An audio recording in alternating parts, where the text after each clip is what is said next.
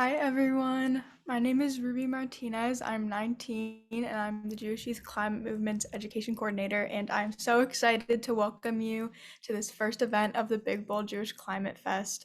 This festival is so important and special as it connects our Jewish people from all over with all of our shared traditions and ignites our fire in fighting the climate crisis. We are so excited for this session you're about to watch. If you have any questions throughout the session, you can utilize the Q&A feature and we'll try to answer your questions. And we're really excited to kick off the Big Bold Jewish Climate Fest this year with the session that you're about to watch called Coming of Age at the Time of Climate Crisis, Stories of Climate Grief and Resilience.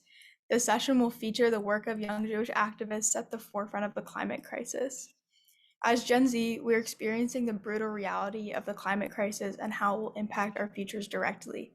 You're going to hear the stories of teens who go to local organizing meetings instead of normal after-school clubs and whose lives are dictated by the doom of climate anxiety. All of these young people have the same passions and problems that you did as a high schooler, yet they've chosen to dedicate their weekends, degrees, and futures to fighting the climate crisis. As a Jewish people, we ask, if not now, when? The time is now to act on climate change because these young Jewish activists might not have a future otherwise. We ask that you listen to these stories of these young people and resilience and solidarity and join us in fighting for our future. And we hope that you enjoy the amazing work of the folks who you are about to see. I am impressed by them and inspired to do this work every day because of them, and we hope that you are too. Hi, I'm Naomi Parr, and I am a senior in high school from Bloomfield Hills, Michigan, just outside of Detroit. I am the Director of Creative Arts and Writing for the Jewish Youth Climate Movement, and I am excited to share with you my climate story, just a piece of what motivates me in my climate work, which I'm going to start by reading a poem that I wrote in 2019 following Rosh Hashanah services. When a sound system breaks in a synagogue, during Rosh Hashanah services, the speakers emit a noise too close to a gunshot.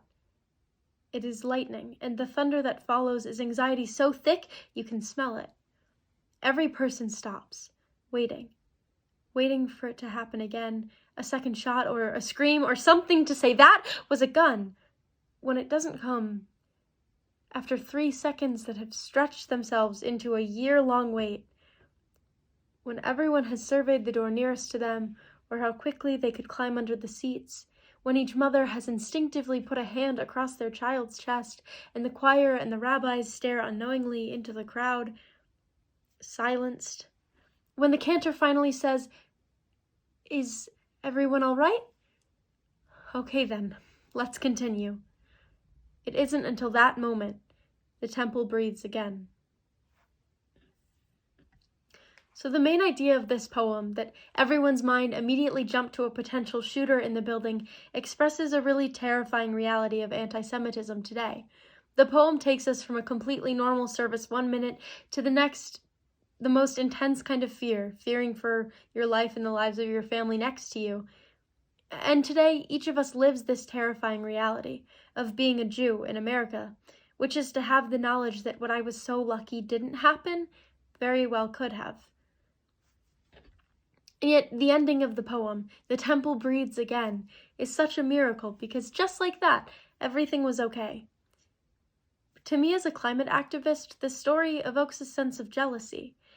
In the climate movement, we've been robbed of the right to have that resolution, to have that breath, because we know that we're walking into a fight that is so far stacked against us. If we wanted a real chance, we would have had to start addressing this in the 1960s.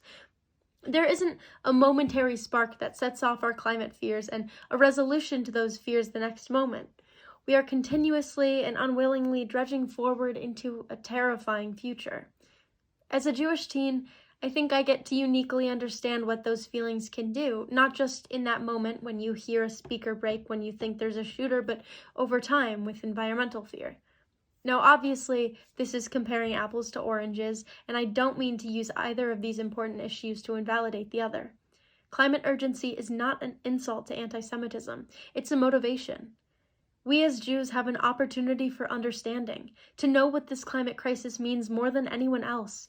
We've stood in spaces where we feel scared and unsafe, but then we find an exit. Global warming means this kind of fear 100% of the time. We're young. We shouldn't have to be doing this work, but here we are. Because everyone who is part of the Jewish Youth Climate Movement knows that we deserve to breathe again, and we deserve to breathe clean, protected air. We deserve to breathe as Jews, and we deserve to breathe as environmentalists. Thank you. Hi, my name is Ava. I'm on the board of JYCM, and I'm from Houston, Texas. I really found out about climate change about 4 years ago after Hurricane Harvey. If you don't know what Hurricane Harvey was, it was a major hurricane that came through Houston and flooded the whole city. I remember waking up and hearing that school was canceled and being so excited, and within a few hours it was like Noah's Ark outside. We would sit watching the water as it creeped up the yard, then the steps into the cars, just checking on everyone we knew as their houses flooded one by one.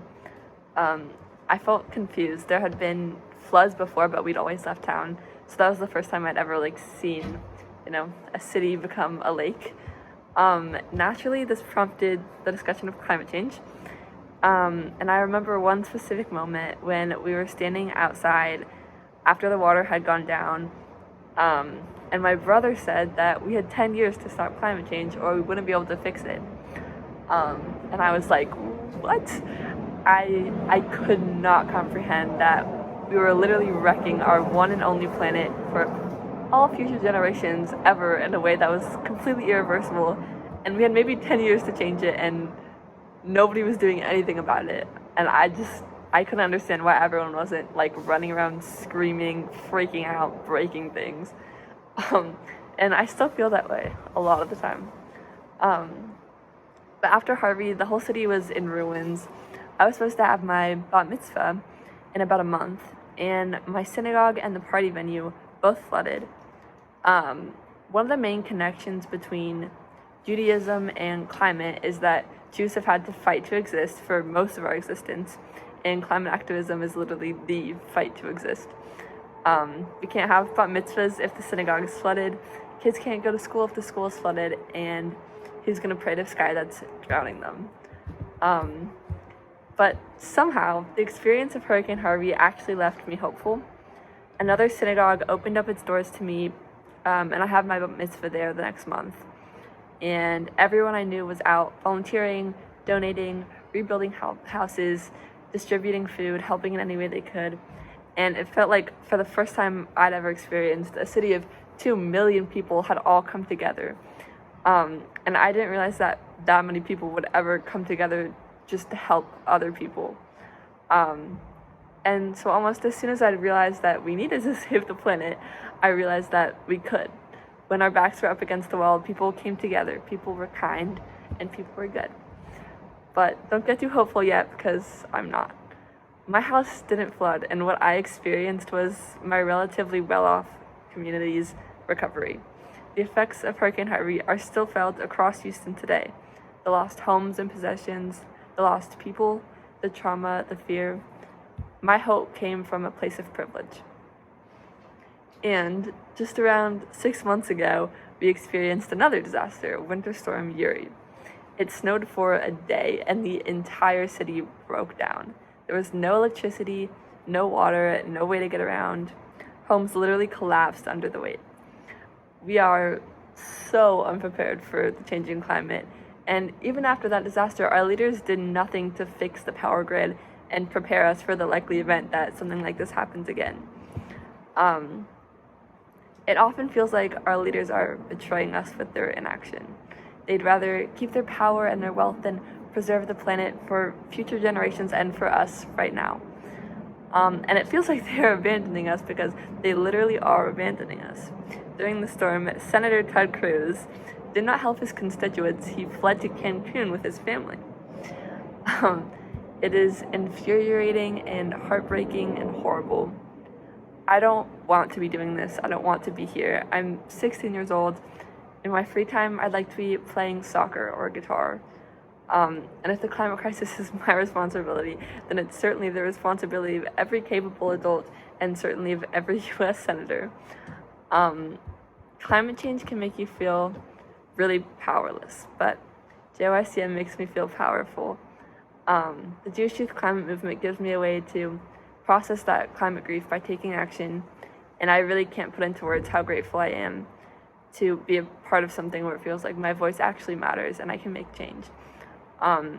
So if there's any takeaway to offer from my story, I guess it's just that there's power in people. There was real power in the Jewish community that I've felt firsthand. And there's power in using our voices and sharing our stories. So thank you so much for letting me share mine. My name is Amber Marcus Blank. I'm 17. I'm on the actions team in the Jewish Youth Climate Movement Leadership Board. I'm a junior in high school. I'm also part of the Sunrise Movement, which is another climate organization, and I'm the political lead for my local hub. And I'm also part of the Jewish Climate Action Network, which is another like local Jewish climate organization that I've gotten to work with and actually got to meet JYCM through because I helped them with a spring conference last year and ended up meeting Ruby and the rest of the people on JYCM, which inevitably like led me to join, which is really cool. That's awesome. I'm Violet. I'm 20. That's so weird to say. I just turned 20. I go to Tufts University. And most of my climate activism has been through campaigns and legislations. So both like trying to pass bills, but also mostly trying to get people elected who actually really care about climate issues and who are really willing to like tackle the more systemic elements of climate. Those campaigns have been mostly unsuccessful, just because I think that the public is like not super ready for that. And so I'm kind of at a crossroads in my activism of thinking about like what is the most effective way to make super specific and concrete change in a system that, isn't always paying attention to these issues. Amber, how did you get into climate activism and like what made you wanna join? Yeah, so I guess like my big moment was freshman year. So like 2 years ago, I was just in high school and I found out about a climate strike that was happening in Boston. It was like the big September 20th climate strike. I didn't realize how big it was going to be, but I was really interested to join. And so I went, I skipped school, which was maybe not the best idea, first month of high school, but it was really fun. A group of people from my high school went, and it was like the most like impactful, like out of body experience I've had, especially since we haven't been able to do a lot of climate strikes since then because of the pandemic. And I really just got to march in Boston with amazing young people. And there was like hundreds of people. Senator Ed Markey spoke. It was really incredible. And I actually met 2 other girls there that said that they wanted to create a local Sunrise chapter, which I ended up joining. And we had our first meeting the week later. And I've been a part of that since then. So it was like really incredible experience to be able to go. But I kind of was like, I've been invested in the climate crisis since I was younger because I used to live in San Diego, California. And I remember in 5th grade in science class, we got a sheet of paper that said, here's like a list of things you can do on your own for the climate, like take shorter showers, recycle, all these kinds of things because we were in a drought. And I never really thought about it before, but it was kind of just in the back of my mind until I went to that climate strike. And then I was like, this is so important. I need to be a part of this. So that's kind of how I was like introduced and like why I want to be here and like be on this call and like do climate work. What about you? How did you get into climate? That's awesome. That's like such a inspiring story just to like be at a march and to be like, let's start something and just to do it. Huge props to you. I don't know, growing up in New York City, I've been thinking a lot about connection to the environment and like connection to nature and the way that having a strong relationship with nature allows us to fight for the climate better. And growing up in New York City, like looking out the window at like concrete basically, I don't know if I had a huge connection to nature until I got to Eden Village Camp, which is, the camp where the motto is environmentalism, social justice, and spirituality. And that was amazing. Like 5 amazing years of my life where I learned, yes, about climate change, but more than that, just about the importance of connecting with the environment and of like, viewing plants and animals as living and as like deserving of respect and kindness. And I learned that as a Jewish value, but also as just a moral value. I also learned it kind of in tandem with other political values. So it's not just respect for the climate, but it's also respect for other people. And a lot of that has to do with anti war efforts and things like that. Um, and so then I think when I got home and when I got older, like early in high school, learning about climate change, like those values of respect for all living things kind of informed the way that I think about climate change.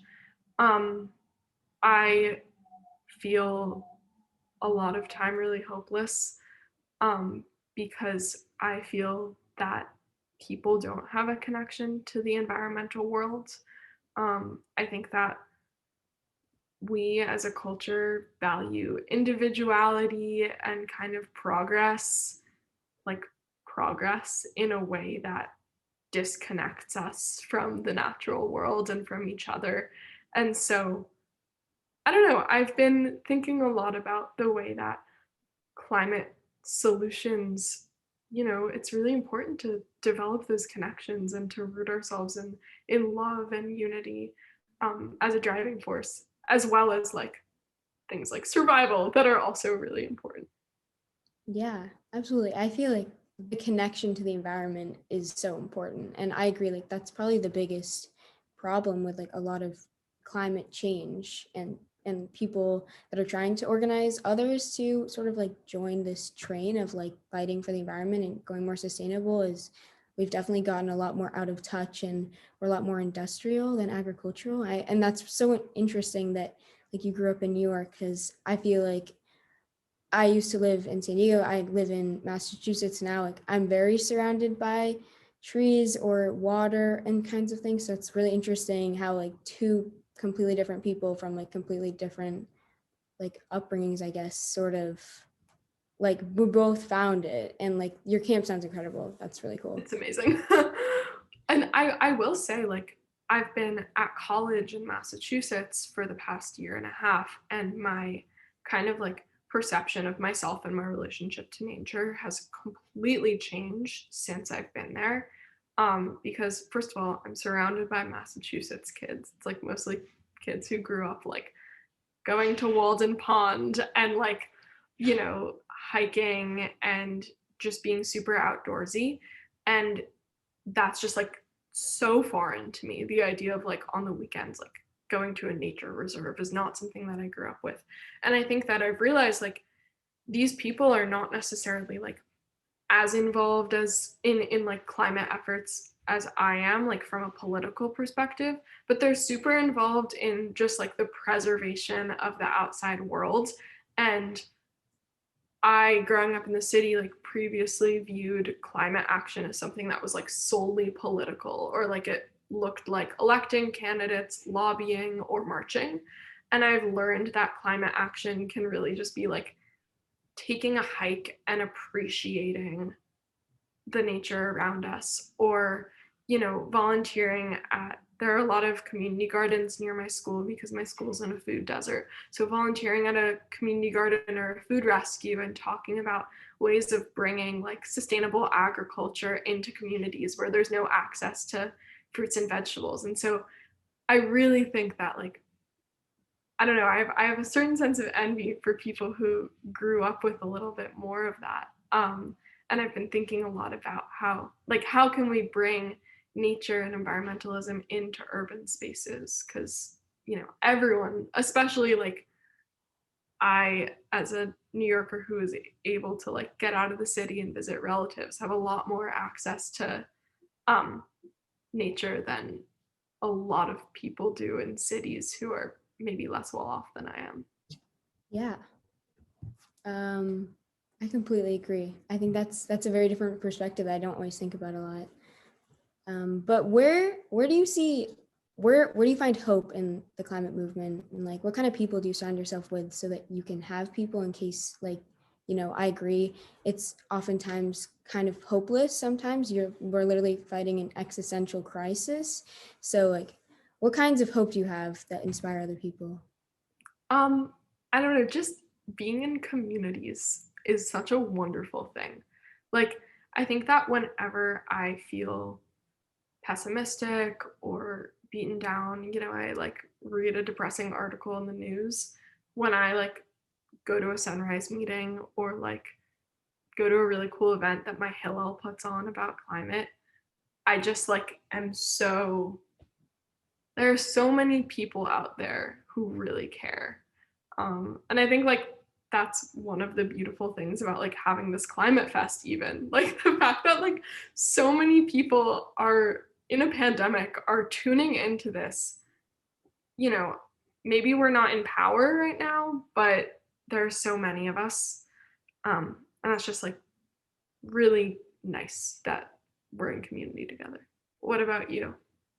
Yeah, I literally think the exact same thing. Community and just having people to lean on, especially in spaces where, like, maybe I'm one of the only Jewish people or one of the only young people. I know that happens a lot, sort of we're the youth token in a lot of adult spaces, I think.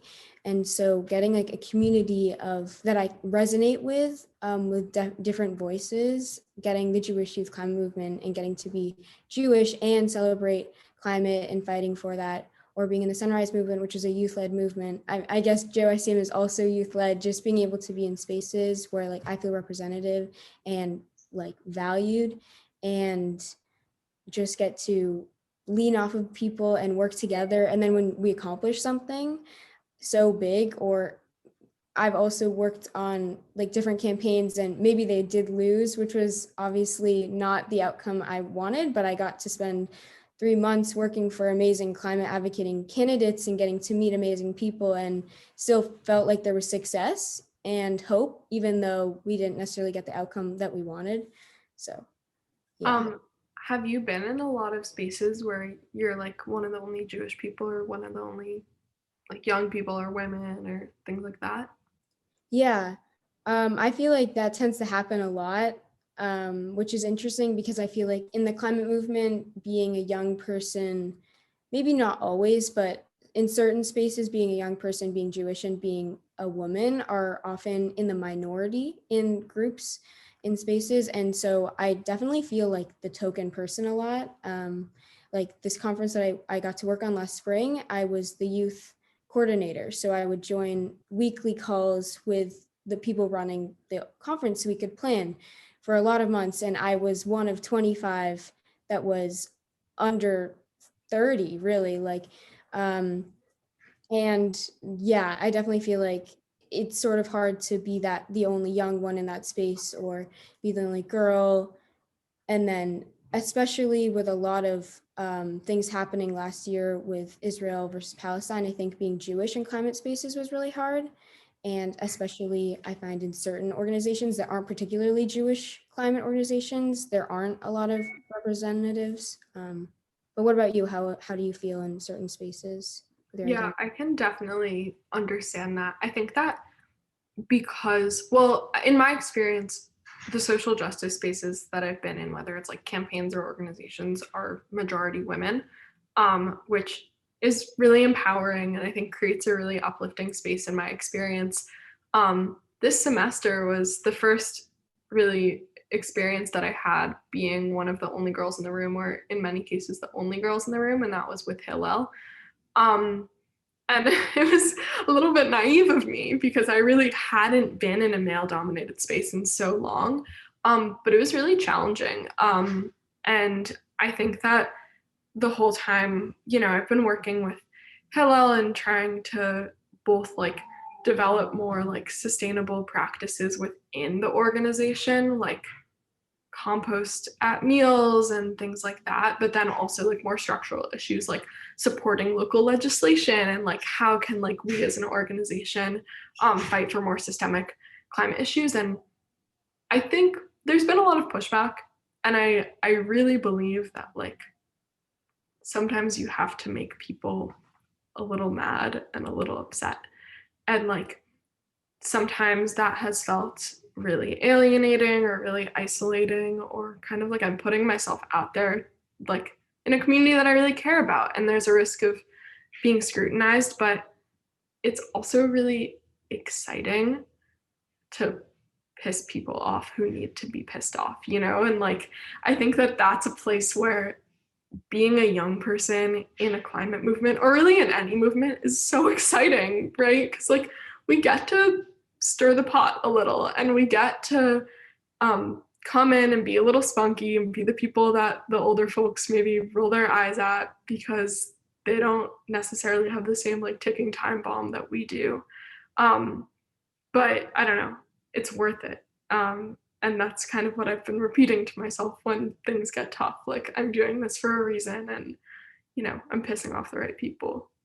Yeah, I definitely think being a young person in adult spaces, particularly with the climate movement, there's either the impression that you don't really get a space to talk, even though you're sort of invited to talk in a certain space, and then you don't really feel like valued, or everything's expected to be on you, and that the youth Mm, should be the people carrying the climate movement. Like, it's our job to like stop the climate crisis or prevent the climate crisis, which is a really incorrect like understanding. And I think that actually hurts us a lot, because a lot of people are like, oh yeah, Gen Z is taking care of it, or young people are taking care of it. Like, we can focus on other issues, but like it's affecting all of us. It doesn't matter if we're younger or we're older. Like, everybody needs to be a part of this and like get on board, or be allies if you don't want to be a part of it. So I definitely feel like that's kind of the message I get a lot. And so that sometimes gets frustrating, but getting to speak in spaces and project that is really powerful and kind of fun to piss some people off. yeah, that's such an accurate tension. The like, oh, we kind of want you just as a token, but also like, you're gonna save us, and we're not gonna do anything. And like, both are so frustrating. I think that like, in general, in like relatively liberal spaces, like on a college campus, say, in my experience, it's a lot of like, yes, like we care about the climate, we are committed to saving the planet. But then when we say, okay, great, so, divest from fossil fuels, or, you know, stop serving meals that come from factory farms, things like that, they're like, oh, whoa, whoa, whoa, hold up. And it's like, well, I thought you said that you support the planet. Um, so that's really frustrating. And I feel like that's a place where adults can actually like speak their values. And if you're going to talk about these very idealistic things, you've got to show that you care about them. And then there's also this element that I kind of used to yell at my parents for all the time. And I think now they've kind of stopped saying this, is like the you will save us. That's so frustrating. When people say to Gen Z, you are the future. Like, yeah, we are the future. We're also the present, but so are you to the boomers and Gen Xers who are waiting on us to make a change. Um, like, if we're gonna be on this planet right now, like, sure, our generation is gonna bear the brunt of it, but like, they're not gonna be that great either, because temperatures are already rising and cities are already flooding, and like, there are already these huge issues that are like changing the global order. And so I don't know, I try to call that out when I hear it, the like, you will save us thing, just because I think it takes the onus, the responsibility off of adults. Yeah, I completely agree. Do you have any like words of wisdom? Um, I guess we kind of already talked about sort of the importance of community, but I think that that is sort of, I guess, my words of wisdom if someone's looking to get started in really any social justice work. I think having like a community of people that you can rely on, especially when things get tough, but also that like support you and uplift you, and you can bounce ideas off of, and you can really feel accomplished and like powerful after speaking with them, is I think like the most important thing. Just being able, like, I've been so fortunate to be a part of organizations or like groups where everybody's so supportive and interested in what I have to say, and have ideas I haven't heard before.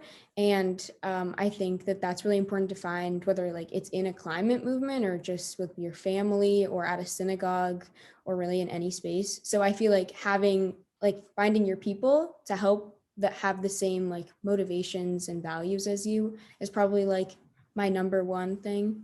What about you? Do you have any words of wisdom? Yeah, I think community is so important, both from a, like finding belonging perspective, but also because there's so much power in numbers. And like, a school strike doesn't happen because one person, or a school strike doesn't effectively happen because one person walks out alone. A school strike happens because thousands of people walk out together.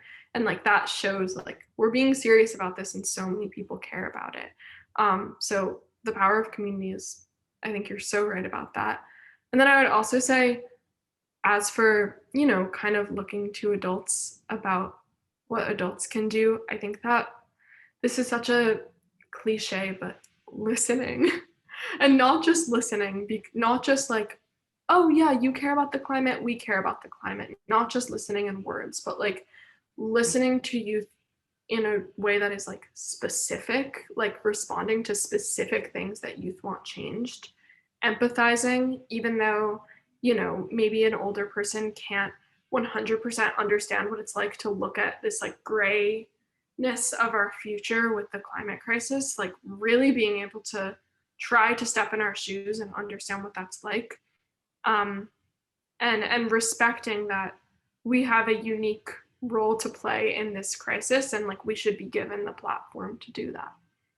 Yeah, I agree. I think uplifting, but also like actively engaging in any efforts of having any people of any age is what makes the difference. And I feel like there's nothing more powerful than that. And being able to work with multi-generational actually like allows for so many new perspectives and understandings, because climate change has been happening for years. Like there's plenty of things that happened before I was alive that I don't know about or that I don't have enough understanding of, or especially in like economically speaking, like as a junior in high school, I don't have the understanding as someone who might be like an economic, like working in economics and the different like styles of how corporations play a factor in this. I'm more on the grassroots level because that's what I know and that's what I do, but it's really interesting to like get different perspectives and be able to work with each other. So like listening and engaging and learning from each other feels like the most important thing. Totally. Cool. Hello, my name is Sarah Pearl Adler, and I am a sophomore at Pinecrest School in Fort Lauderdale, Florida. I was first introduced to the idea of climate justice through my synagogue, Temple Solel of Hollywood. As part of the religious school, we learned about Tikkun Olam and our greater responsibility as Jews to protect not only our families, but also the greater community and the world. We also made the connection between honoring thy mother and father and also honoring our planet, otherwise known as Mother Earth. Living in South Florida, climate change has impacted our community in some very visible ways, including increased numbers of storms, destruction of our beaches, and the constant presence of king tides, which flood many of our neighborhoods. My sister is currently doing research on the coral reefs, which are quickly dying due to warmer seas. This will be catastrophic for our marine ecosystems and shorelines. Many people are not aware that the constant flooding is not caused by rain or clogged pipes. For that reason, about 5 years ago, I decided to work with 3 other teen leaders from my synagogue to organize and lead a community-wide King Tide Walk. As a group, we visit an East Hollywood neighborhood during the king tides so that we could personally witness both the rising waters and the impacts of the tides on the homes in the area. Several of the residents see that their streets turn to moats and that boots are needed to get to corner mailboxes. Some streets are so flooded that cars can barely go by. In addition to just showing people the king tides, we also bring expert scientists to discuss the climate change, including renowned climate scientist Dr. Karen Bolzer, who provides current research about king tides and its impact on our environment. At our last event, I was shocked to learn that higher temperature levels were causing heat waves that are negatively impacting the health of many low-income people in urban areas who do not have air conditioning. In addition to providing renowned speakers from the science fields, we also invite politicians to 1. See the king tides for themselves, and then 2. Let people know what they can do to support local environmental efforts. We have been very honored to have our event attended 3 times by Congresswoman Debbie Wasserman Schultz, as well as the mayors and commissioners from Hollywood and other surrounding communities. This year, we organized a social media blitz with students taking photos of king tide flooding, and also set up a letter writing campaign where people wrote letters to state and national officials in support of environmental initiatives and bills. I feel very strongly that the politicians need to hear that we care about the planet and that we will not vote for candidates who deny climate change. All this connects to my Jewish identity because my environmental work is an extension of my belief that to be a good Jew is to be someone who cares about others and the world. Jewish values include the desire to leave the world a better place than we found it, and I believe that each of us has the power to make a positive difference in our own way. If you're interested in starting your own King Tide Walk, please do not hesitate to reach out to me at sarahpearl.adler@icloud.com. That's SarahPearl.adler@icloud.com. Thank you so much. Hi, my name is Elijah and I'm a senior in high school. And my climate journey started in November of 2019, specifically Thanksgiving week, when I went on a service trip with my school to the Dominican Republic. And this was a trip that was designated to construction work and medical field work and also education. And we went down there to serve the sugarcane workers and their families in the bates down there. So when I was down there, we got to treat over 700 patients in the medical clinics, and we also got to finish building a house for a family, which is really meaningful. And we also got to teach kids at school for a day, which was a really great experience. And while I was down there, I kind of realized the climate and natural disaster effects that these citizens and this country was facing. And I realized that they didn't really have a big impact on the climate crisis, and they weren't a country that released a lot of carbon emissions. So it made me think that that I just saw that countries that really had no impact on the climate crisis were facing these really large consequences. And it made me realize also that a lot of the time we don't act on problems that don't directly affect us or that we don't see. And I know that climate change is something that people don't see a lot, but it's happening and it's real and people don't realize it, but it's going to affect all of us sooner or later. So from there, I went back to the US, and in my sophomore year, I went to the Letucken weekend in Washington, D.C. with the Religious Action Center of Reform Judaism, and I got to work with them and learn about different issues from reproductive rights, immigration rights, and climate change. And I ended up focusing on climate change, and I got to lobby to my senators and representative on Capitol Hill on climate change, and it was a really impactful experience, and I felt like I was actually trying to make real change. So kind of that's where it went from there. And after that, I kind of continued to do independent work for climate change in my school, do a bunch of different research, and yeah, so from there, I joined JYCM. That was kind of my most recent action regarding climate change, and I'm just so glad that I did. I feel like, I'm really having an impact with people that are passionate in the same area that I did. I feel like at school, a lot of times we're like doing assignments and certain things, and people are kind of forced to do certain work. But I feel like everyone at JYCM is like really committed and passionate to the work we're doing, which makes me feel, really good about being part of this group. And I think we all really have just different strengths, and we come together to become like a really powerful movement. So that's kind of where my climate journey started. It wasn't too long ago, but I think throughout high school I've sort of like built on it, and it sort of led to this right now. So yeah, thank you for listening, and that's my climate journey. Hi, I'm Rafi. I use she, her pronouns. I'm 18 years old and I'm originally from New York City, although right now I'm on a gap year before I go to Princeton. And I've been doing organic farming on different farms throughout the United States this past year.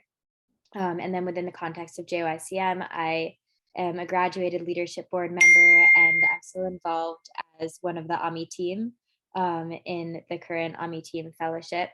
And I've been working mostly on the development of our food so this past year, which has been really exciting. Hi, everybody. I'm Anna. I use she, her pronouns. I'm 19. I'm also from New York, and I'm also a first year student at Brown University in the middle of my first year currently, where I'm thinking of studying biology with a focus on ecology or environmental science. And within JYCM, I'm also part of the AMI team cohort. I originally was on the leadership board, just like Rafi, and now we've transitioned to serving the movement through becoming part of the college age cohort. And we just wanted to talk a little bit today about kind of what it's been like to join JYCM when we were in high school and just kind of in general growing up in the era of climate grief and feeling constantly like our futures are really in flux. So I think originally I definitely joined JYCM from a place of climate anxiety. And I think that since joining JYCM, that feeling has definitely remained, although it feels a lot more controlled now that I have a group of people to approach the problem with and kind of a community to be climate activists within. And I think that one thing that's really just kind of like been looming over our lives since we were kids was the issue of climate change. So I'm curious also whether like Anna has felt that way and why you joined JYCM. Yeah, I mean, I think it was definitely similar for both of us. I remember in the middle of high school having this sort of awakening about the urgency of the climate crisis. I think that urgency and that time-based element was what was most essential in motivating me to pursue climate work, like the sense that the years were ticking away and still no change was happening, or if any change was happening, it wasn't nearly enough. So, what actually originally drove me to join JYCM was that I saw this headline that we had only until 2030 to avoid the most catastrophic effects of climate change. And that deadline hanging over my head just intensifies every year. And that's motivated me to become involved in climate activism, especially through JYCM. Yeah, I think it was really similar for me as well, just with this sense of urgency, with the sense that there is a deadline and that the adults in my life were not rushing to meet it in the way that I felt that they should be, which is kind of what drew me to youth climate activism specifically.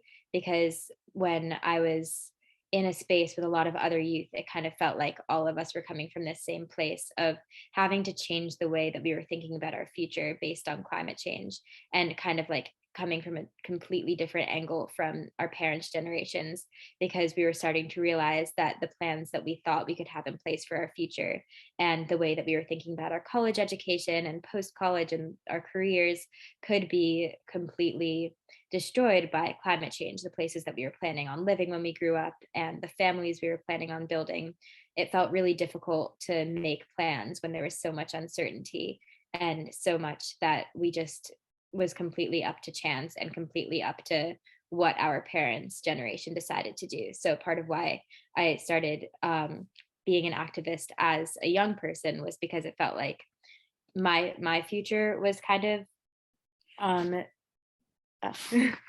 it felt like my future was something that might not really look how I expected it to look. And it also felt like everybody else in my generation was going to have to be dealing with the same problems. So it did feel like my personal responsibility to kind of change my future plans a little bit. And that's kind of why I decided to take a gap year doing organic farming between high school and college rather than going straight to college. I wanted to start experiencing the on the ground climate work that people could be doing and get a sense for sustainable agriculture, since agriculture is such a major issue in the climate crisis. It really felt like the only way I was going to feel like I was fulfilling my responsibility was if I actually started seeing how plants were grown and how animals were farmed sustainably, and kind of like seeing it with my own eyes so that I could take that with me throughout the rest of my education. Yeah, and I think that is something really important to raise, the idea that like, we've had all of these youth climate activists. People have been like, oh, that's great that they're youth climate activists, but now they're growing up. Like a bunch of these climate activists that people knew as teenagers that gained acclaim are now entering college or entering the next stages of their life or doing internships in sustainable farming and things like that. So as for me and how I think that the climate crisis has impacted my educational plans, I think it's really completely shaped the trajectory that my life is going to have. And I don't know if that's necessarily a positive or a negative thing, but I am planning to focus in or concentrate in something that relates to the climate crisis, probably some sort of environmental science or ecology. And that's not a choice I would have made had the climate crisis not been such a major issue in my life. Like, that's not naturally the thing that I'm most interested in and most attracted to. But I personally feel like it's irresponsible for me not to devote my life to tackling the climate crisis. I feel like that's just neglectful of future generations and of my own generation. So I think that, ideally, had the climate crisis not played such a major role, I might be doing something totally different with my life. But it's really shaped what I'm doing, and I know what tons of people all around the world are doing as they come into their adulthood. Yeah, I feel the exact same way. And I feel really reluctant to throw away what I had wanted to do. I had really been hoping to major in humanities and kind of be completely English and creativity and classics focused when I go to college. But now that really just doesn't feel like an option for me. It feels like if I were to be doing only that, it does still feel like an option to kind of have some sort of focus in humanities. But I think that if I don't end up studying environmental studies or go into environmental sciences in some way, I will be neglecting my responsibility to future generations that come after me. And that's one of the things that I'm most scared of personally. It's that when I was younger, I felt so much anger toward adults for not tackling the climate crisis. And it felt like I was kind of constantly blaming adults for what was happening. And I think as I kind of transition into a phase where I'm going to be one of the people who are making decisions, who are influencing society as an adult, I think that it's really important that I not become one of the people who's blamed for the climate crisis. And I think that that's the same for a lot of youth climate activists who are realizing like we were really angry when we were younger and we were blaming adults, and now we're growing up and going to become adults. And we kind of do have to change the entire trajectory of our lives around that, because if we don't, we'll just be doing what the previous generation did. Yeah, that's so interesting. To your first point, I think that it's not to say that people necessarily like shouldn't do what they're comfortable with in their lives and they shouldn't pursue their dreams. I think it's just that our dreams are being cramped by the climate crisis. So like, I think it's incredible if someone has an interest in journalism and uses that to pursue journalism around climate. And I think everyone should use their skill sets to tackle the climate crisis. It's just really sad that we don't have the freedom to pursue what we most want to. Yeah, definitely. There is that feeling that it is kind of an opportunity in a way, because there's this looming crisis that all of us, whether we have skills in creative writing or in art or in science or in journalism or in public speaking, like everybody has something that they can kind of channel into climate activism, which in a way is really incredible. Like everybody has a skill that can be used and we can all work together. And kind of that is really amazing, but it also feels like it is cramping some things that we could be doing otherwise. And it feels like, despite the fact that all of our skills can be used to fight climate change, it shouldn't be an obligation. We shouldn't have to deal with this, and we do. And that is just kind of something that is constantly going to be there. So I think Yeah. there are definitely positives and negatives. Yeah. And then to the second point you had made about your position, like becoming one of the adults involved in the climate change movement rather than one of the teens involved in it. I think that one of the things that's always bothered me a bit from the perspective of youth activism is how adults definitely not always, but often tend to look down on youth activists in some way, or alternately shove their problems onto youth activists. Like I'm sure I've heard tons of adults be like, oh yeah, Greta Thunberg can solve all our problems for us. That is simply not how it works. Like I feel that as we enter adulthood and become some of the adults supporting youth climate activists, it's going to be our role to take these climate activists seriously, like not to belittle them for their age or act like their demands are any less important, but also for us to not put all of the responsibility onto the youth and onto the new generation. It's every individual person's responsibility to fight for a more sustainable world. Yeah, and I think we do kind of come from a unique angle in that sense because we're pretty much the first generation of climate activists who have experienced being youth climate activists and are now going to experience being adult climate activists and are kind of going through that transition. And I think that that puts us in a unique position of like really being able to understand what youth climate activists need as support and kind of how we can best support them.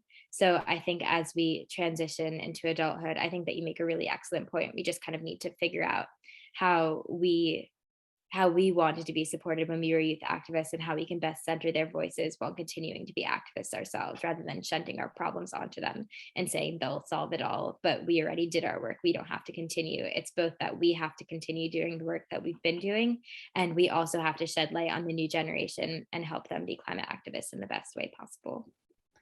Right. And I do also think that there is irony in this in a little bit of a sad way, just in that, like, we're talking about our transition to adulthood and more youth climate activists growing up.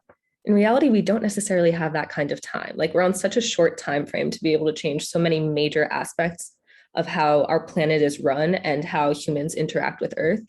And like 10 years from now will be too late for us to stop a lot of really major cycles that are contributing to climate change. So it is true that we should be supporting new generations of youth climate activists, but also it's time for us to really take charge ourselves, all of the people who are currently involved in climate activism, and make change now before it's way, way, way too late. Yeah, I definitely agree. And I think kind of on that same note of urgency and how we kind of how we kind of hone our current power rather than like giving power to future or in addition to giving power to future generations, but kind of like continue the momentum that we've already been building as climate activists. I think something that we've been doing so far in JYCM is focusing a lot on the Jewish community, and I think that that's something that we should definitely continue doing as we kind of receive this college education, or for me this current farming education that I'm getting. Like that's something that we can really bring to a lot of communities that we're already involved in JYCM. And I think the way that I see my personal climate activism in the future is continuing for it really to be a little bit faith-based, because I think that that's kind of one of the best ways that I personally can reach communities I'm involved in. Like I'm very involved in the Jewish community. And so that's what I'm going to continue trying to mobilize. And that's what I'm going to continue trying to be a climate activist within. Whereas somebody who is part of a different community would maybe focus more on their community and mobilizing that community. And I think if we all kind of bring our communities that we're already a part of and that we already have power in, and we hone that power, that will create a much larger impact than just kind of trying to spread it all around to places that we don't really already have traction in. Yeah, I agree. And I also think that the Jewish community specifically has so much to contribute to this work, like all of the Jewish values that talk about preserving the earth and how we're meant to be stewards of it. I think all of those will play such a large role in mobilizing the Jewish community to tackle the climate crisis. I think something else to consider is that Judaism is a tradition that's existed over thousands and thousands of years. It's existed for such a long time. And now we're trying to use the principles of this old tradition to tackle a crisis that's really urgent, like where most of the important steps we can take are in the next few years. So I feel like something that I would really like to see happening is more education with a focus on urgency in Jewish communities about climate. Like the idea that like not just that we have to steward the world and preserve it, but instead that we have to take drastic action. And that can be hard because in a centuries old tradition, I guess there's not so much urgency inlaid in that, but I think that's something that we're already starting to see happen, and that should definitely continue as a powerful tool in fighting climate change. Yeah, I really couldn't agree more. I think that's something that I really learned from being part of JYCM. I think originally I really did see Judaism's role in climate activism as just kind of a stabilizer, like kind of a way for people to come back to their roots and think about how we can be more sustainable, how we can be stewards of the earth. And now I kind of think of it as climate activism really needs to be part of the way that we think about our Jewish identities over the next few years. And if we make it part of being in the Jewish community as being a climate activist, and part of being in the Jewish community means that we're using our Jewish texts to fuel our activism and to make that drastic action, even though it's really difficult to use a centuries old tradition to make current drastic quick change. That's what we need to do. And I think that it is really possible to do that in Judaism, because something that we have in our history is having weathered a lot of storms in the past. And I think that this is just another storm that we have to weather, and we can really use our tradition to guide us in that work. Yeah, I think you're exactly right that one of the main things that Judaism can provide for us in this fight against climate change is hope. Like, it's really hard to find hope when we're dealing with such an enormous crisis, but Jewish tradition gives us so much hope and so many stories of times we've overcome. Like now, especially in scientific communities, it's really hard to find hope about the climate crisis. I was talking with the professor of one of my environmental science classes, and I asked him if he has hope for the climate crisis. And he said, I really don't know. He talked about how he does individual actions like trying not to fly on airplanes so much. And, like the basic reuse, reduce, recycle. And I was just really struck that someone who's an intellectual in the environmental science community doesn't have necessarily so much hope about it. And I think that tying Judaism into it and activating Jewish communities to respond does provide that hopeful element that's so essential to tackling the work. I think that's a really striking example. And I think that that just kind of proves the point that been making this entire time, which is that there is a lot of reason not to be hopeful. There's a lot of climate anxiety. There's a lot of urgency. There's a lot that's happening right now that could make us really afraid for losing our futures. And yet we are still making plans.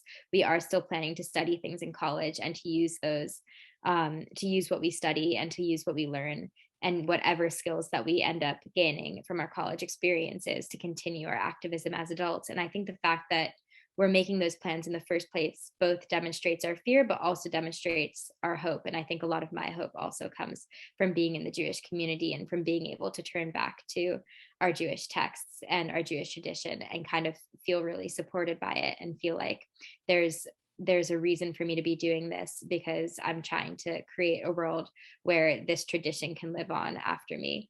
And it feels like, despite my fear, it definitely provides a lot of hope in a place and in a community where there's often a lot of desolation and a lot of anger. Right, I agree. And I think one of the reasons why it is hard to muster hope sometimes, especially, is because it's hard to measure your success in terms of climate activism. Like, it's hard to say, like, I did this that offset this amount of CO2 to the environment. Like, it's not exactly like that, but I feel like more where we find the success, or at least where I personally find it, is from motivating people from inaction to action. Like, it's so easy for people to be inactive, to be like, I deeply care about the climate and I care about the world, but I don't feel like I can do anything about it. I think that's the position that a lot of people are in today in the Jewish community and beyond it. And I think that one of the ways that I find hope and that I find success as a climate activist is helping people cross that divide from caring with inaction to taking action. Like, whether that means going to a protest or writing a speech or doing any number of activities that involve fighting the climate crisis. I think that's where we can find success and hope for the climate activism community. Yeah, to that point, that's really how I try to measure my successes as well, is when I get somebody to start actively caring about climate change and taking action in their community. It does feel really powerful, but it also sometimes feels like that way of thinking sets me back a little bit, because sometimes you can get somebody to take action and still you're wondering what exactly that impact is, and you know that you've had a small impact, but it doesn't really alleviate the fear that you're not doing anything or that you're not doing enough. Because I think that one thing that's so difficult about the issue of climate change is that it's so all encompassing. This is our current universal and existential problem. And there's really no way to see what we personally have accomplished. So I think that part of what measuring my success means for me is kind of like stepping back a little bit from a place of thinking about failure and success in the first place, and kind of putting those whole notions of success and failure to the side, and just kind of thinking like, what not less about the impact and more about the action itself, like more about what I'm seeing and more about the people who are involved and more about the communities that are being affected, because you can't really measure the exact effect that you're having, but you can see one person taking an action, and you can see one person who didn't care before who cares now. So I think that it's definitely for me kind of striking a balance between not really getting fooled by the fact that I feel really successful when I see myself having made a change, because I don't want that to trick me into thinking, I've succeeded, now I can stop. But I also want to be able to be kind of fueled by my past successes to go on and do more in the future. Right. And on that note, I think that one of the takeaways of what you're saying for anyone watching is just to cross that divide from inaction to action. Youth are devoting their entire lives starting now to fighting climate change. And a lot of people who aren't in this generation haven't made that kind of dedication. And which isn't to say that everyone should, but I think a great takeaway for everyone is just to become someone who is active about it. Like, tons of people are upset about the climate crisis, but very few are doing something about it. So I think that if you can get involved in a protest, if you can start a project in your community, if you can donate or anything like that to alleviate climate change, that's what you should be doing. And that's how you can support the youth activists in your community and the next generations. Yeah, I would also leave you with the same takeaway for anyone watching, which is that I think that a lot of people think of climate change as kind of this over there issue, something that's happening to other people, something that's happening in the future, something that will affect future generations. But as you can kind of see from this conversation, this is affecting our generation now. This is changing the way that Anna and I are planning on living our lives in the future. And that's true for a lot of other members of our generation. So I would just kind of say that the time to act is now, it's not in the future, and that the issue is here now, not in the future, or now in addition to being here in the future. And so I think that beginning to take action now is the best step that one could possibly take, is kind of shifting to a mindset of passivity, of like just kind of thinking of the issue as something that's there but not really affecting people currently, and shifting that to think this is affecting people currently, this is changing the way that people are living their lives, and it's affecting people on the front lines of the crisis much more drastically than it's even affecting me currently. So I would say now is the time to switch from indirect / passive action to more direct and active, to a more indirect, active way of living your life in view of the climate crisis. Yeah, absolutely. I think that's an essential message. Hi, my name is Jonas Ade, and I created the animated short Change is Possible. In this film, I wanted to present both the negative and positive impacts of the climate crisis. After watching my film, I wanted the audience to feel empowered to make changes in their own life. Although the Earth may seem beyond repair, I feel hopeful. I see companies becoming more sustainable, teens rising up and striking and forming movements, and green energy becoming more widespread. Something that I took away from this project is the fact that it doesn't just take an individual to make a change. It takes communities and corporations. Above all, we need a mass shift in lifestyle.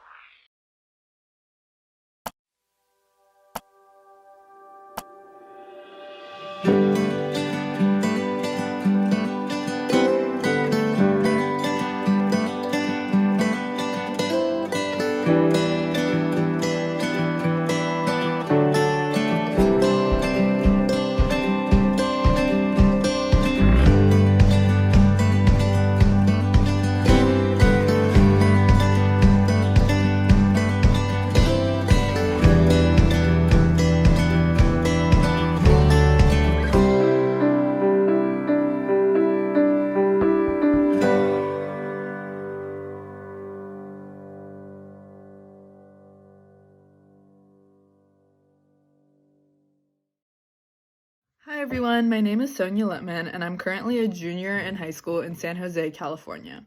My story is titled Glowing Red Sun and it was originally published in J-Girls magazine. It highlights moments between the fall of 2020 and the spring of 2021 in which climate change directly impacted my life as it continues to do so today. I hope you can find inspiration to seek environmental justice through listening to this story, just as living through these experiences and hearing countless other stories have done for me. Here it is. September 9th, 2020. A strange orange light strikes my closed eyelids, and I let out a yawn as I pull my covers over my head, denying the fact that it's already morning and Zoom classes start in 30 minutes. Reluctantly, I peer over the top of my comforter and force one eye open. A sharp pain shoots through my eye, and I burrow back beneath my sheets. But even under layers of blankets, the light is too bright to escape. My room, along with the rest of our house, is tinted yellow like a 90s sitcom, and when I walk outside to figure out what in the world is going on, I discover that the sun has turned a vibrant red. It was in that moment that I realized we're living in the freaking apocalypse. The dystopian sky, however, did not come out of nowhere. Wildfires are raging through California, putting lives on the line as they destroy thousands of homes and millions of acres. In a sense, this isn't unusual, since California's hot and dry climate makes the state especially prone to wildfires.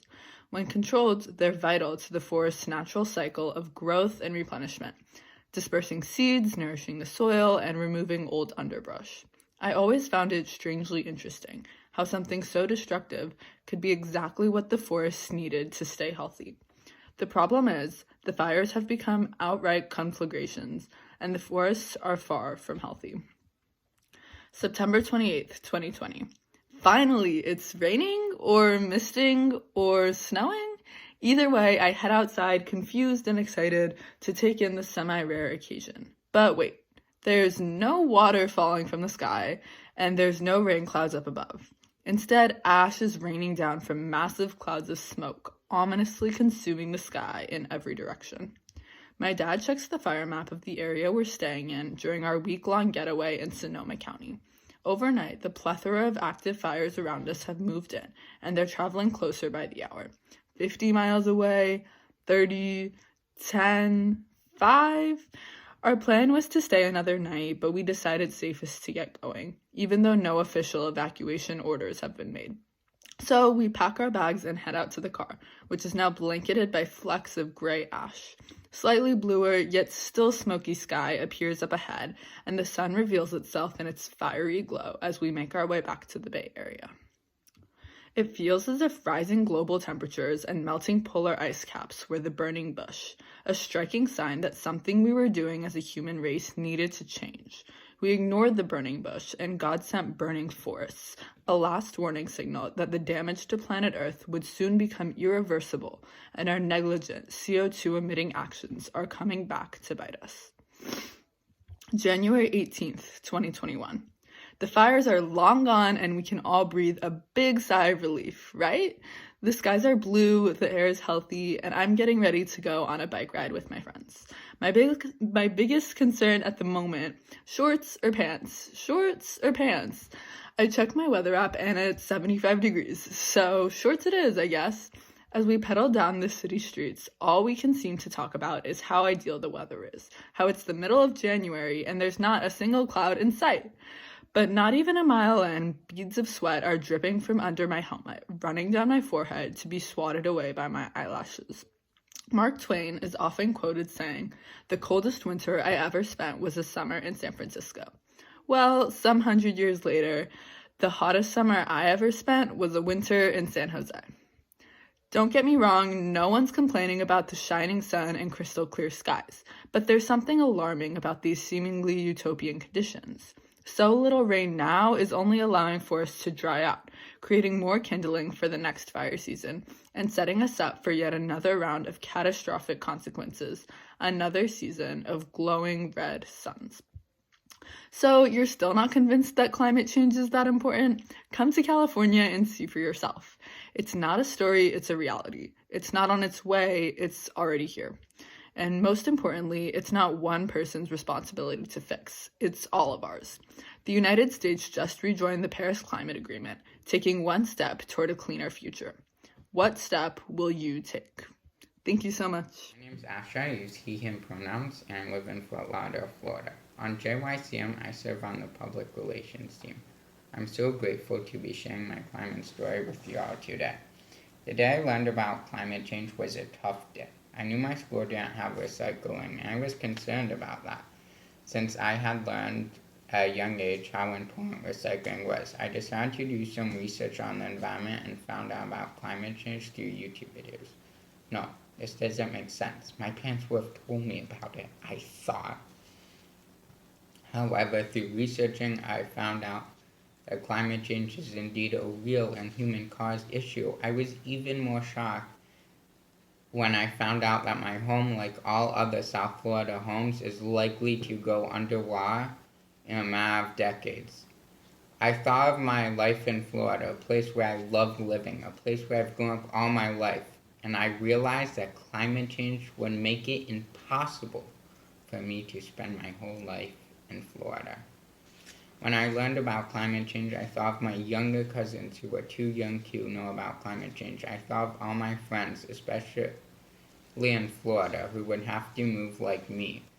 I thought of the baseball field I played on for 7 years of my life and how it would eventually not be usable. I thought of the animals I would love who would die because of climate change. I thought of the people who I always see outside selling beautiful flowers and how they won't be able to do their jobs anymore. I thought of Hurricane Irma and how lucky I was that it didn't hit my home. However, due to climate change, I would get more hurricanes and one of them would destroy my house. I thought of my great-grandmother, a woman who escaped Cuba for a better life, and how where she now calls home could be hit by floods. I thought of the homeless people whom I made meals for with my dad and what would happen to them when it got too hot outside due to climate change. Enough thinking, I decided I had to do something or else I would regret my lack of inaction for the rest of my life. I started an environmental club at my school. All of my family members were saying, "Oh, this is going to look so good on a college resume." I didn't do it though because of what college would think. I did it because I believe, and I still believe, that everyone should know about climate change. I did it because as a Jew, I felt the duty to help the planet for the better. I did it because my politicians and corporations care more about profit than human life. I felt this way 2 years ago as a 15-year-old. I went to my first event about climate change 2 years ago in 9th grade. It was 7 hours long, and I learned about everything from the greenhouse gas effect to the importance of protesting. I met so many people who are just like me, scared for their future. I remember how much my hand hurt after writing 3 pages of notes, front and back. I decided I must join Gen Cleo, a climate organization that's local. And so I did. I went to the Gen Cleo meetings every month, and to this day I still go to them. Going to these meetings helped me expand my knowledge of climate change and meet other young people in my community who care about climate change. Today I am so thankful that I found out about climate change. I'm thankful for this because it has given me the opportunity to fight for my future before it's too late. I teach a lot of people in my school and in my community about climate change. I do it since it would only be fair if they knew that their future was at risk. I also try to teach people at my school and in my community that you don't have to be a perfect to help the environment. You don't need to be zero waste, vegan, and bike everywhere. You just need to do what you can. Lastly, people in my school have told me I help them learn about their environment. I'll continue to work on teaching people about climate change. I'll do this because I want to save my home, my town, my state, and the world.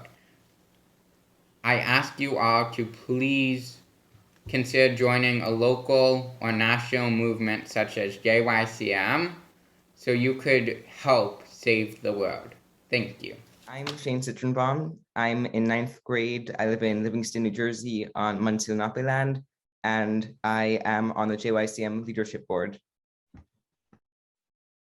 Hi, I'm Tali Diener. I'm from Grand Rapids, Michigan. I'm at Kalamazoo College in Kalamazoo, Michigan on Potawatomi land. I was the campaigns director on the JYCM executive board last year, and now I'm part of the Lador Vador College Fellows. And today we're going to be talking about climate anxiety.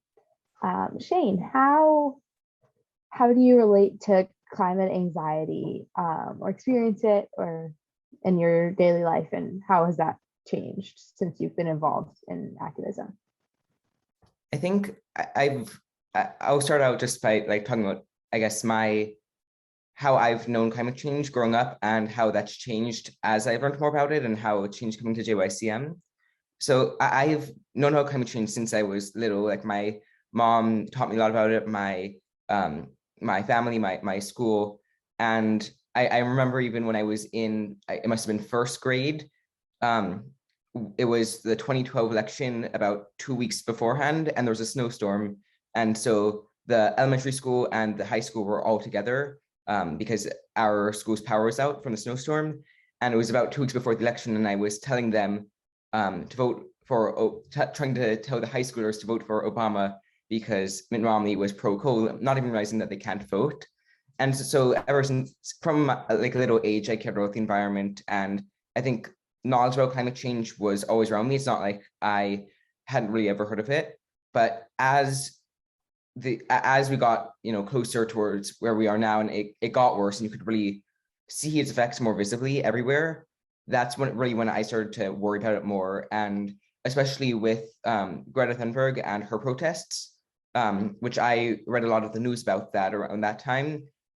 That's when I really started to become more concerned with climate change and more anxious about it. And I wanted to take more action about it. But I think often at that point, I wanted to take action about it. I made a few like presentations or speeches at my school about it.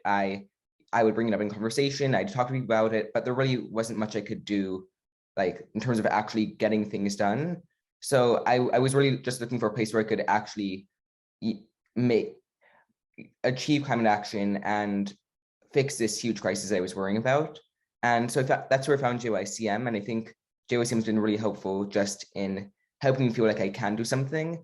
And it's not always easy. And I still often have like climate anxiety, and I'm still hugely terrified about what's going to happen, about my future, about what life will be like, what jobs I can have, where I'll be able to live, how my life may change, what things I may want to do that I won't actually have a chance to ever do. I still worry about those things, but I think JYCM has been very helpful in making me feel more secure, at least in the fact that we have the power to change things, and that we have a good group of people working to get things done, and that I can do my part, at least, to make the world a bit better of a place. Thanks. I really relate to that. I guess I can answer the question now too about how I relate to climate anxiety and how being involved in activism has shifted, how that has shifted my feelings about climate anxiety. I guess growing up, I was also always aware that climate change was real, but I couldn't, it's like, it felt so big, it felt so far away that almost you feel apathetic or numb to it. The first time that I really felt compelled to do something, to be something, was I was at a summer camp with kids across the country with the ACLU involved in activism, and someone got up in front of everyone and she asked like the head of the ACLU this huge question, and she talked about how she was from the Rust Belt at a city with factories, and she had asthma because of that, and that like her telling her story was what made me feel like this is a big deal, this is so important, I feel so like I need to take action. So after that, I joined the Sunrise movement in high school. And then about a year after that, I became involved in Jewish Youth Climate Movement. And both of those like made me feel like in some ways really encouraged, like I was being active and doing something and getting the word out, but also like even more discouraged. Like you can work so hard and spend so many hours on something and like work so hard to like elect President Biden, and like not a lot has happened. So it's still a really big bummer. Just yesterday, I was in my environmental science college class and I had to do like an environmental footprint calculator. And like, despite knowing all of these things, when I got my results back, that if everyone in the world lived the way that I do, we would need to have 4.3 additional Earths. That really that got me good. So like that's a lot of extra Earths. So it's sad, it's hard. And I don't really know the solution because being involved doesn't always help you feel better about it. Our next question is, why were you compelled to deal with your climate anxiety and grief in a particularly Jewish movement? Tali, do you want to talk about that one first?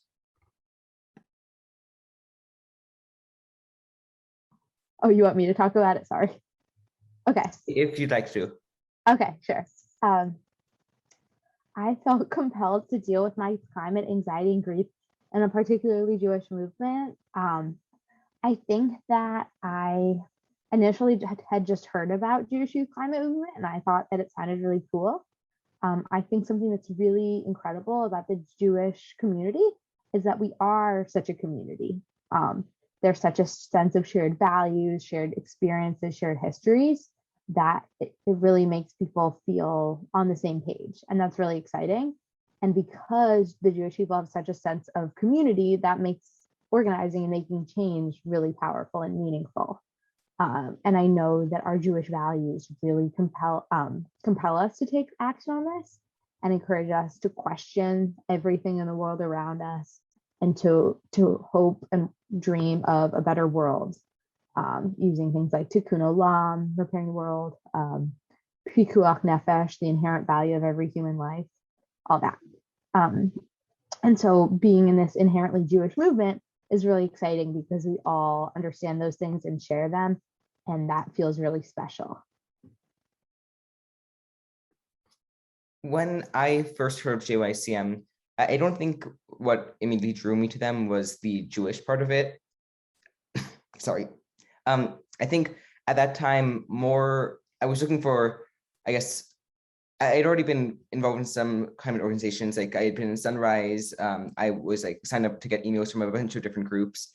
And I think though one thing that discouraged me at that point was that a lot of these groups, they just seemed so big and so massive that it was hard really to find, your own little place where you could really shine, where you could do what you were good at. I think just because, and it's not their fault anyway, but I think it's hard when you've got such a big organization to really find the best place for you to contribute and like for your own little area to work in. And I think with JYCM, one really great thing has been just how you can be connected with each person. Like we've got a saying here that you move at the speed of relationships, and how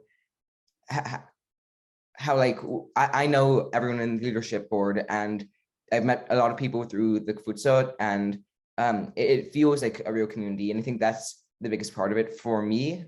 And I think a big part of that stems from the Jewishness, just that we're able to share those same experiences and some same values, and some we have these same life goals, some of us, or same upbringings or backgrounds that we're all able to share and bring to the table. And I think that makes it easier at times to connect. But we've also got such different types of people, which is really great. And venturing outside your comfort zone and hearing new ideas, new thoughts, new views. I feel like that's a real benefit of being in a smaller organization. Thanks. Our next question is that I myself think a lot about too, is how do you organize despite a pervasive lack of hope in a very bleak world? Do you want to go, Shane, or do you want me to? Whichever you'd like. If you want to go, okay. can you or can go. Okay. Yeah. Yeah. How do you organize despite a pervasive lack of hope and a bleak world? I think that's a big challenge, and I think that's I sometimes even question, why am I even working so hard, putting myself through all this stress and letting myself see all this bad news and hearing about all the disappointments and the policies that haven't been accomplished. And I think that that's a real a real issue that we have. But at the same time, it's like, what choice do you have? Are you gonna just sit there and let it become a bleaker world? I think I feel as much as anxious and worried and terrified as I am whenever I hear about climate change and about some effect of it. I at the same time feel more compelled, I guess, to do my part and at least try as hard as I can to prevent our world from becoming even bleaker. And I think that's, again, part of why I felt that I needed to join JYCM and why I needed to join these other climate activist organizations, because if it was just going to sit there and doom scroll and hear about the bad news, at least I should be doing something to actually try to reverse it, or at least try, so that like when my grandkids ask me how did this happen, why are there floods, why are there wildfires, why are there droughts, that I'll be able to tell them that at least I did all that I could to try to help them. Thanks. I think about this a lot too, especially after like going through a couple election cycles of like being on it and trying to help with things. Because it feels, especially like as a young person, I just voted for the first time. It was very anticlimactic, but thinking about like every election, they say this is the most important election yet. And it feels like, well, if every election year is the most important, but nothing actually comes from it, is it? And that kind of brings me back to a quote that we have talked about a lot in JYCM, which is from Pirkei Avot, which says, "It's not your responsibility to finish the work, but you are not free to desist from it either." As Jews, it's not only like a privilege. It's not a privilege for us to try to save the world. It's our responsibility. We really have to do it. And I think that if we put that in a modern context, that means like we're really compelled to do it. This is something, we're compelled to give tzedakah, etc. And so, like, what choice do we have? And I think that if we look to our community, we can do it. We've accomplished a lot in the past. Something I think about is, the Jewish women used to not be able to have bat mitzvahs. Not that long ago in the Jewish community. So we've made this big change in the past, and we can continue making this change. Obviously, reversing the climate crisis or mitigating it is nowhere near that. But I think that a lot of people have a lot of power that they don't realize. And if we flip the way that we see power, right? In organizing, we talk about, the people at the bottom and the people at the top have the most power, but that's not true. The power is like this. The people have the most. So if we all work together, I think we can do it. And just something you said reminded me of another thought I had a few days ago. You said about how, like, look at us, we can do it. And I think like how our community allows us to do it. And I think I was just thinking about how, like, the other thing that gives me hope and that makes me think that we have a chance to actually reverse or at least mitigate this crisis is just how many amazing minds we have working on this. Like in JYCM especially, we've got just so many different types of people, all so brilliant, all contributing new ideas and new commitments and new ways of thinking about things. And I think looking at how many brains we have work on this and how much support we have also in terms of how many people are really worried about this problem, how much we talk about it, how we don't just sit tight, and how we make sure that our voice is heard. I think at least in that regard we have a chance because we've got enough people working on it, and I think these people are again working hard enough. And I think it's I guess the people that give me the hope that we can make a difference. Awesome, thanks. I have one more question, and that's instead of climate, how, as we've talked about, the Jewish community and the climate organizing community are really close, and they can create a lot of really good solidarity. So maybe as we conclude, let's talk about what gives us hope in these communities, or what makes us feel inspired? Yeah, again, I think I'm inspired by all the amazing people we have working on this, and everyone in JYCM, again, is so brilliant, so inspiring, so passionate, so well articulated, so just amazing. And I think they're the ones who give me hope, and also the ideas that we've come up with that are give me hope. And even though it's some of them may be hard to accomplish, we will see pushback, I'm sure. It's the people that we have pushing for them and brainstorming these new ideas and different ways of thinking about the issue, different ways of thinking about society and the system in general, and different alternatives and solutions that we can build together. I think those give me hope, and the people who are working to build these alternatives for us and these solutions, I think that's what gives me hope about us in our fight to end the climate crisis.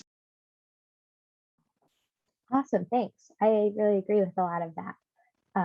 Something that really gives me hope is our, as our sense of community is, how we live as Jews. The Jewish Youth Climate Movement had a retreat in August where we all came together in person with COVID protocols, and we sang together. We sang in the mornings. We did Shabbat together, and like singing these protest songs and these Jewish songs really brought me back to, singing has been a huge part of movement and history for years and years and years. And, not only does it create a sense of community, but it works. It makes things happen. There was an action at Black Rock Bank in New York City that Jewish Youth Climate Movement participated in that I wasn't at, but I watched the live stream on Instagram here in my dorm room, and I got tears in my eyes seeing, all of my mentors and my friends singing these songs, working for justice. And, it moves people. So, my friends and my mentors and my community and music are what give me hope in this moment today. Hi, my name is Abby Bressler. I use she, her pronouns. I'm from Massachusetts in Pawtucket Land in Massachusetts, and I'm the Jewish Youth Climate Movement Coordinator.